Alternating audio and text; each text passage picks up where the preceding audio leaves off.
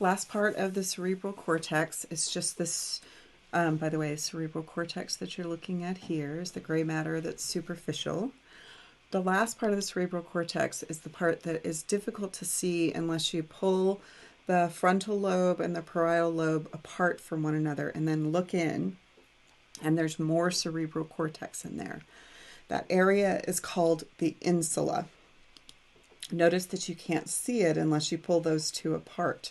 So you're going to pull the frontal and the temporal lobes apart from one another. The other way that you could look at it and see if you can figure out what you're seeing here is, here's the cerebral cortex. It's folding in right there, and there's more cerebral cortex. That's the insula right there and right there. So what does the insula do?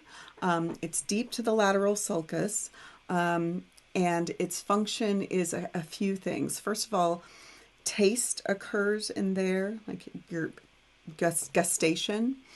Also, some of your memories are related to insular function, and interestingly, feelings of disgust, whether it's because something tastes bad or smells bad or absolutely disgusts you, will actually light up the insula, even if it's not related to taste or smell.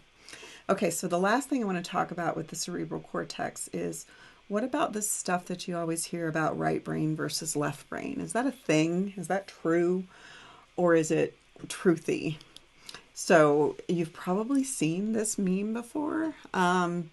So what tends to be true is that the left and the right cerebral hemispheres tend to have specializations.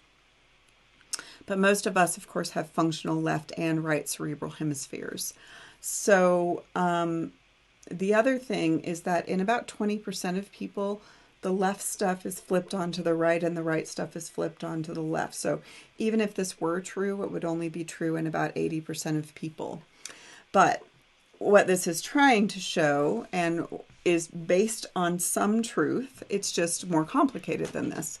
The left cerebral hemisphere tends to be where your pattern recognition skills, your language skills, language is a pattern, math is a pattern, music, at least a certain portion of music, is recognition of patterns and flipping patterns around.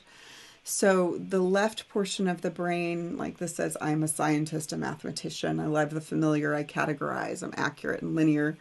So the interesting thing about the left brain is that it wants things to be patterns so much that if it's kind of patternish, it'll make up the middle of it just to fill it in for you so that it makes a decent pattern story.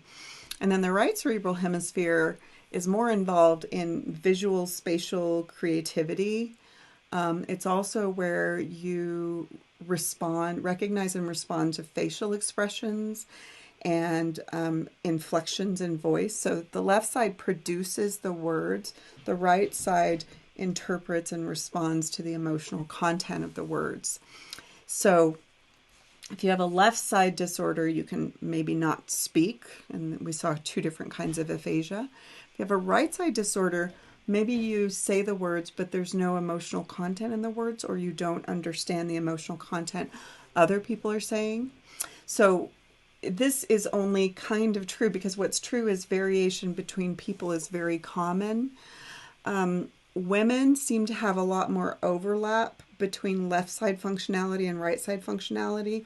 The only reason that that might have a strength is because if you had a left side stroke and your right side actually had some redundant functionality, you would be a little more likely to regain functionality after a stroke. So what is not generally true is that none of us is truly left-brained or right-brained because we both have both sides of our brain. What does tend to be true is that if we're inherently slightly predisposed to, for instance, me, I tend to be, I like patterns, I like that kind of stuff, and it's reinforced throughout my life, then I tend to develop that functionality. And I really don't have very much right side functionality. Like the visual spatial creativity is not one of my strengths. It doesn't mean I couldn't develop it as a strength. It means that maybe it wasn't something I was strong at early, so I didn't pursue. Okay, so that's it for the cerebral cortex.